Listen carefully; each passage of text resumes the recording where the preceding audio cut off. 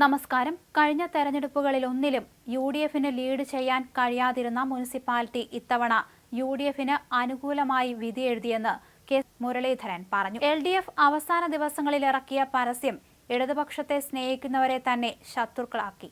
അതാണ് സ്വതന്ത്ര സ്ഥാനാർത്ഥിയെ നിർത്തിയിട്ട് പോലും മുന്നേറ്റമുണ്ടാക്കാൻ കഴിയാത്തത്.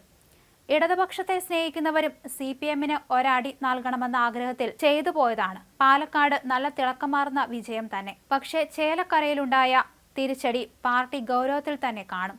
പാലക്കാട് നടന്നതിനേക്കാൾ സിസ്റ്റമാറ്റിക് വർക്ക് കാണാൻ കഴിഞ്ഞത് ചേലക്കരയിലാണെന്നും മുരളീധരൻ പറഞ്ഞു.